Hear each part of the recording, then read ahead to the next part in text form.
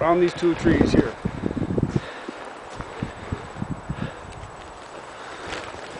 Is it one side or between them? Or? I think all of the above. So 12 people, we'd have to use the space in between and probably the space on this side for ease of shelter building and some shelter from the wind. The wind's going to suck up here. Okay, so let's pro and con it like you're starting to do. So Sucks for wind, sucks for radiation, weather. Easy to make a shelter with the materials that are here. Good insulation. So we have also have a natural wind spot. The ground is fairly level. There aren't a lot of rocks. There's a lot of natural insulation with pine needles on the floor.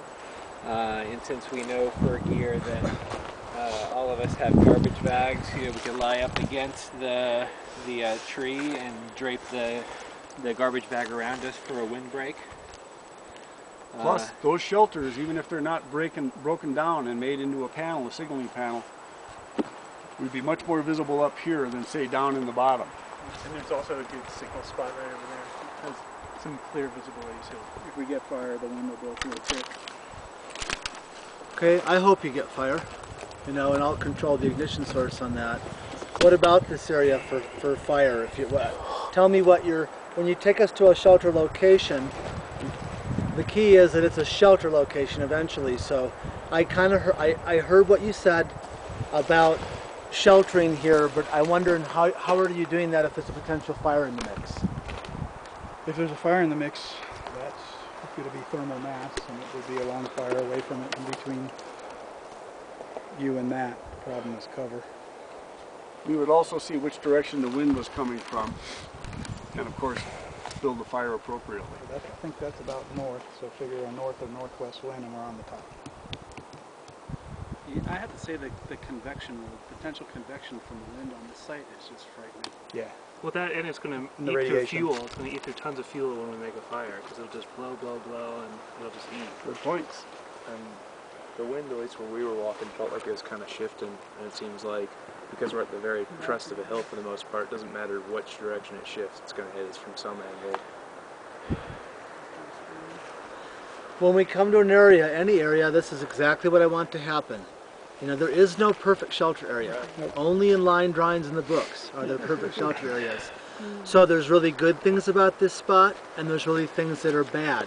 And what you want to do in each spot we go to is you want the lesser of the evils.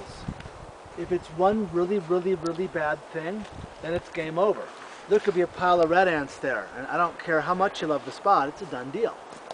But we're looking for the lesser of the evils. So if you wrote a list, really good things, really bad things, and we did that for each one, you'd want to go with the list that was longer for the really good things. It's pretty much that simple, because we're going to be saying the same thing over and over again when we go to the new area. So we have some pretty nice logs here that can be used as maybe a natural structure. They've caught lots of nice duff, which is great. So there's, what should you be thinking about here? Convection, conduction, radiation, you betcha. So we have some conductive stuff here that could be moved, right? We can transport the pine needles. Yep. We have some convection breaks that can't be moved, that are right here as is. We have a lot of convection because we're up on the top of this ridge. We have a good place to signal. It's a wide open place. It's good for signaling for rescue, which we always want to keep in the back of our head. I'm not sure how you're going to work fire into this equation. You can't be too close to these areas. And yeah, the firewood is going to be the fire is going to be a problem via it burning a lot because of the wind, and the convection freaks me too. I mean, it might be windy down there. God knows what it would be like up here. There's other bells and whistles I'll throw out. You know, you have a fairly flat area, which is great. It feels great on my feet. It's nice and soft and comfortable, and it can be made more so. But there's a lot of people here too.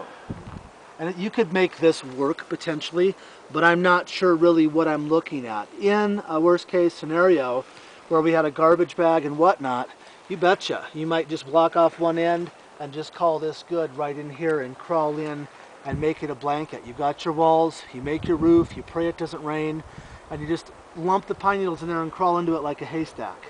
There's huge... But what's the problem with that? Hopefully it's a problem for this scenario. Weather. what would I like you to be able to incorporate into your shelter? Fire. Yeah. You can't do that sort of a thing with fire. It doesn't make any sense. And there's other stuff I want to show you as well, but I'll show it to you after you go to your spots. This is an intriguing area. This is very common in some survival courses to get 2 trees and to do just what I said, and to fill it with material and crawl in and bark it over if you have that luxury. And yeah, even though this is windy exposed ridge up here, if you have enough duff layer to get that done, that's a real potential on this, because this is, you know, it's kind of like what Matt was talking about, taking a dump out in Minnesota. They dug down and cleared. It's like a snow trench. This could be a trench in the snow as well. It's the same thing. It actually is going to minimize convection. It's going to maximize conduction and insulation, because you have 2 sides to prevent pine needles from spilling out, and you can literally just fill it up and crawl inside. But there's no way in hell we're going to get, you know, I don't want to sit on this log and twiddle my thumbs all night long. So you're looking at 15 people in here, and I'm not sure that's physically possible. And then it's not possible at all with fire. What else about this spot? Radiations would be a problem. It's pretty open, not much cover. Not much cover. I mean, that feels pretty good now, but there isn't much cover, so that long range radiation is going to go right out at night. There is no canopy overhead. But if you're dealing with fire, you can't have the canopy right overhead. But it would help. Like I said, you know, one thing that would be nice for signaling for rescue isn't a break in the canopy. But that's going to torture you all night long, because all that long range radiation is going to kick out and be lost to the environment. So ideally you want to be under some cover at night. One of you can always walk out 50 or 100 feet with whatever you might have, a brightly piece-colored clothing or whatnot, and signal. It's not worth eating shit for 10 hours all night long because you've got a signaling spot.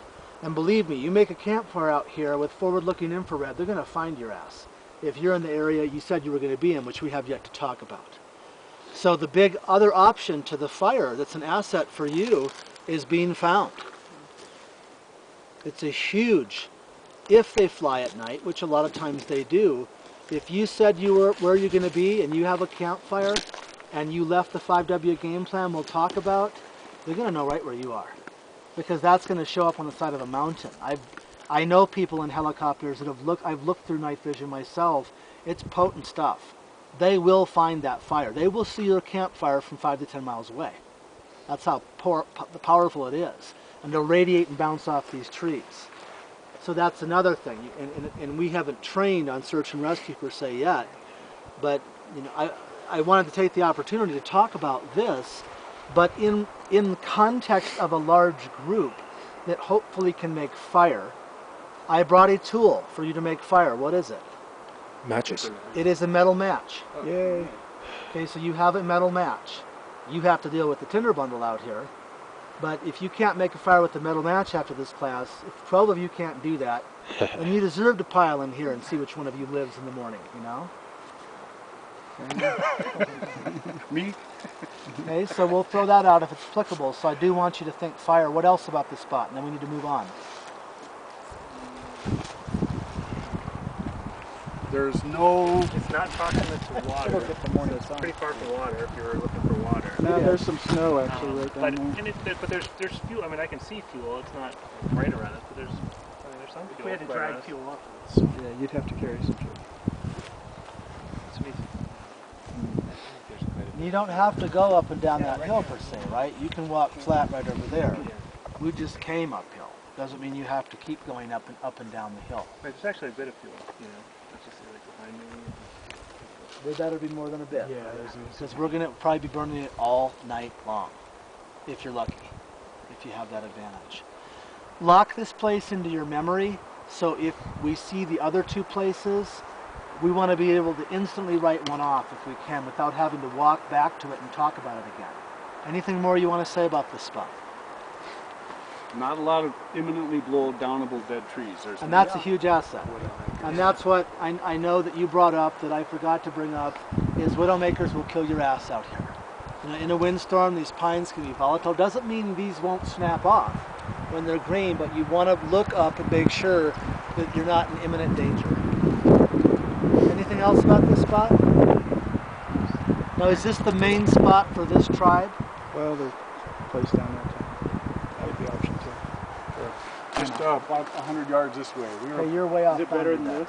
Okay, we're off boundary. Okay. The reason I don't want you down there. There's a Gino's Town's right down there. I don't want us doing lean-tos right next to someone's picture window or something. You know, so that goes back to the houses. So we're going to write that one off. That was out of bounds. That was the first thing I said. Do you have any more spots on this side or not? Your gear's right down there. We're on the line pretty much here. See the snow patch? Yeah. Just on the other side of the snow patch. The gear's right down there. You're out of bounds. Okay, we're out of bounds. Okay, do you have any more on this side? Okay, next tribe. Take us to yours.